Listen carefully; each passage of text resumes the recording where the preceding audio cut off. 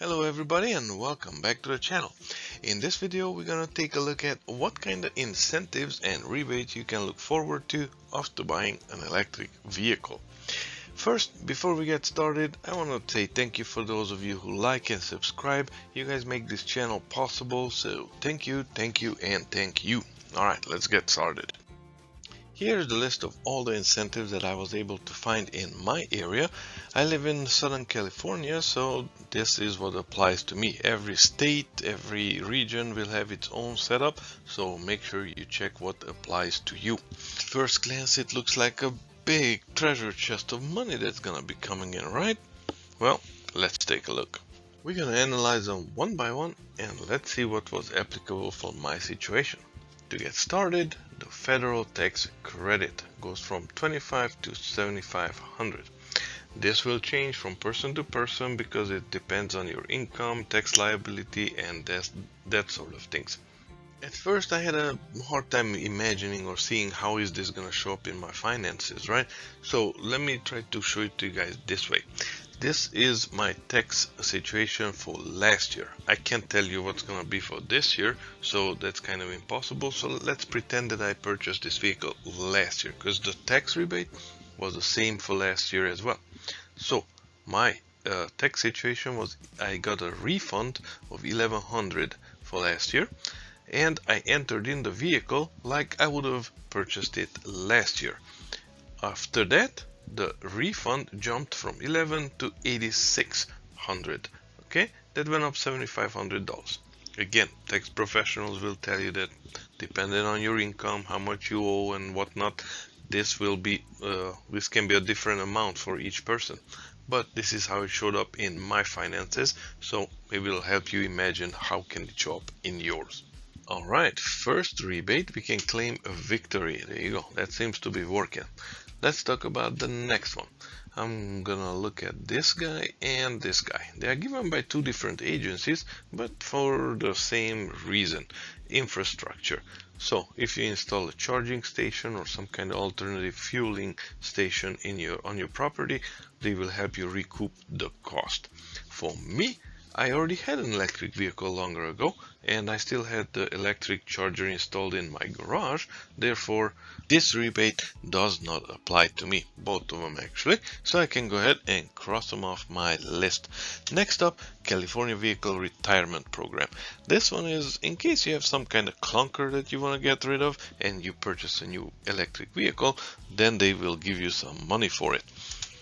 In my situation, I did not want to trade my old vehicle in, still working just fine, but even if I wanted to trade it in, after reading the fine print, I realized that it would not qualify because the vehicle needs to be in a certain state where it's still working and everything is operational, except maybe you have a check engine light and it will not pass smog inspection. In my case, I did not have a check engine light, so even if I wanted to trade it in, it would not qualify.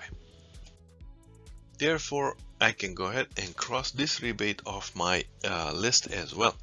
Next up, HOV lane exemption. This one's not a rebate, it's more of a perk. So if I have an EV, I can apply for these special stickers, put it on the vehicle, and then I can go into the HOV lane even if I'm alone in the vehicle. This is, like I said, it's not a rebate. This is more like I have to pay $22 to get this sticker, and then I get the perk.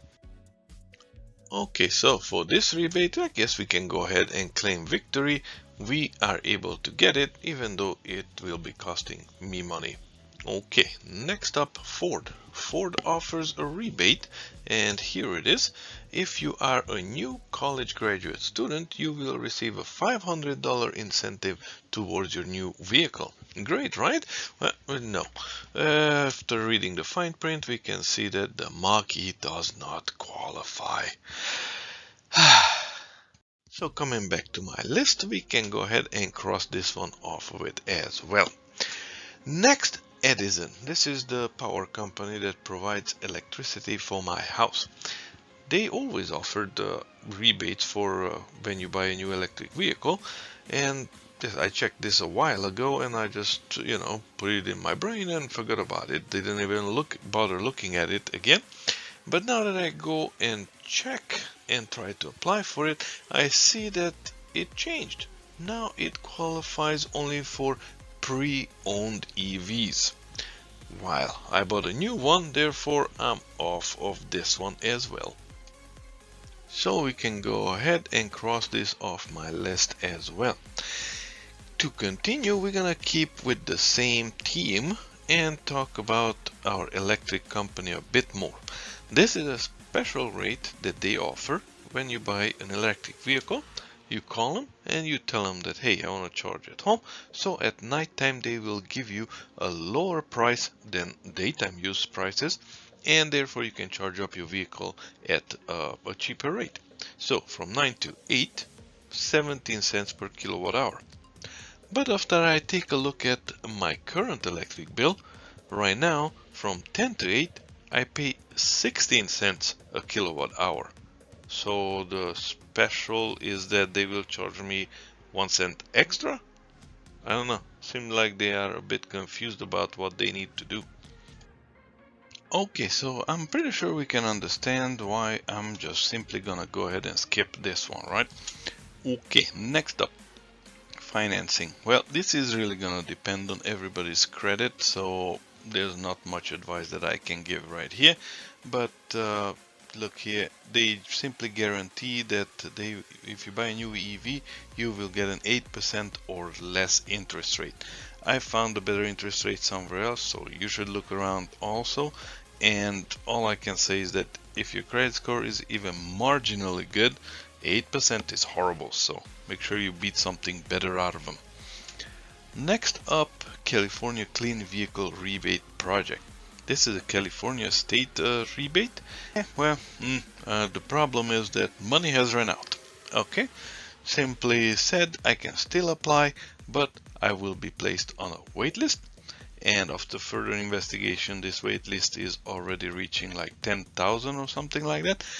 And maybe, if ever, possibly, maybe, if the politicians will ever put money into this program ever again, then maybe, did I say already maybe, okay, maybe I will get something out of it at some point, who knows. At this point we can say that, I don't know what we can say, yes, no, maybe later, yeah, maybe. I think that's the main point here, maybe. Good, moving on. California Clean Fuel Reward. Alright, and as you can expect, this one will have a trick up its sleeve as well. Okay, key instruction right here, a point of sale reward. That means that this will be applied only and only right there at the moment that you are buying the vehicle at the dealer. If you're me, I went and bought the vehicle, you know, and then a few days later trying to look online, see what rebates are there to apply for them. No, this one is backwards. You need to figure out the rebate first and then go buy a vehicle at a participating dealer. Okay, that's very important because not all dealers participate, as it turns out. And it's not even like, you know, Ford participates, GM doesn't, or whatever. It's different. Ford dealers have their own whatever. So my dealer, being a perfect gentleman, they kept it a very good secret and they never told me that they do not participate. And the dealer that's like less than 10 miles away would participate. So therefore I'm out of this one as well.